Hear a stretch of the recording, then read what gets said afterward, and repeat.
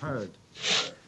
And the first person that we've asked is Michael Keating. Michael is director of the Africa Progress Panel that is chaired by Kofi Annan. Previously, Michael served as the UN Resident Coordinator in Malawi.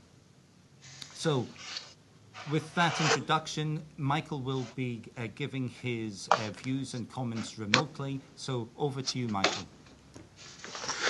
Okay, thank you very much. And I'm very keen to hear, what the audience, how the audience reacts to the presentations that have been given. I was struck by the question in the paper Jessica sent us. What are the possible implications for development if finance is diverted away from the MDGs towards adaptation priorities? I think many of the other questions have been, well addressed by the three speakers. It seems to me that the possible implications are a relaxation of the momentum around MDG achievement. A danger is the possible proliferation of funding mechanisms, which is going to complicate the life of governments in developing countries. There's a danger of more donor-driven approaches to development, which needs to be managed. And there's a danger that somehow or other we inadvertently set up a sort of competition between MDG objectives and climate change objectives. And for all the reasons that we've heard in the last 40 minutes, that doesn't make any sense at all. So I think there are a lot of of very serious dangers. I think the kind of people in the room there and here probably understand what's at stake, but in terms of trying to market development and market climate change, I think this is very complicated and tricky stuff. On the other hand, I think there's an opportunity.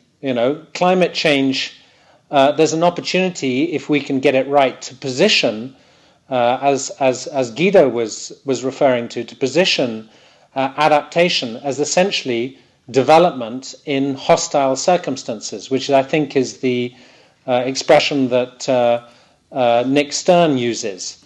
And for the reasons he gave in his paper, it seems to me that makes a lot of sense. But the trick is to market climate change in terms of mobilizing additional resources, while ensuring that those resources reinforce and strengthen existing mechanisms for achieving development results and for dispersing the money. So I think the other opportunity is to refresh a sense of shared responsibility and mutual accountability for development. I think climate change is one of those issues where the linkages between what people do in London in terms of how they get to work and how they invest and what they wear and what they eat with the lives of people in the developing world are much clearer than they are in other areas. So there's a real opportunity as well that climate change presents, if it can be positioned correctly, to strengthen development and support for development, as well as a real threat. The concern that I have is that the level of political interest in climate change, maybe I'm wrong, but it seems to have relaxed after the Copenhagen meeting. Maybe because expectations were so high, the perception that it was a failure is unfair. But there does seem to be, the urgency is not there as it was 4-6 months ago, complicated by all this stuff about, the public being confused yet again about the integrity of the figures and the data. And I think we've got to get through that. And I think the only way to get through that is by having genuine international political leadership. I don't think this is something that can be dealt with on a bottom-up approach.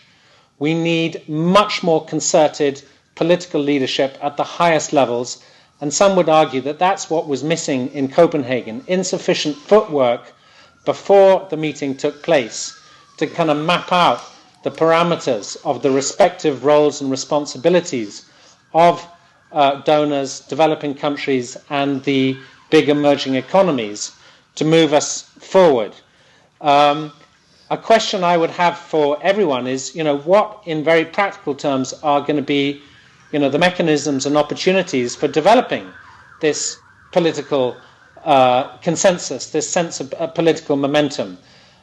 Jessica, you know more about the high-level panel than I do. I hear mixed things about it in terms of whether it can serve as a vehicle for moving things forward. Maybe there are other things. Is the MDG Summit itself an opportunity? And what about the business sector? I mean, we have a funny situation in which, among some of the most disappointed people after Copenhagen were actually people in the business sector, because what they want above all is predictability. And I don't think they've got it. I think they're very confused as to what is now going to happen. So, with these thoughts, let me just say that my hope is that